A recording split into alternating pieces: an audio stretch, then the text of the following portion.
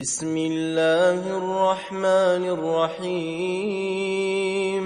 ألف لام ميم ذلك الكتاب لا ريب فيه هدى للمتقين الذين يؤمنون بالغيب ويقيمون الصلاة ومما رزقناهم ينفقون والذين يؤمنون بما أنزل إليك وما أنزل من قبلك وبالآخرة هم يوقنون أولئك على هدى من ربهم وأولئك هم المفلحون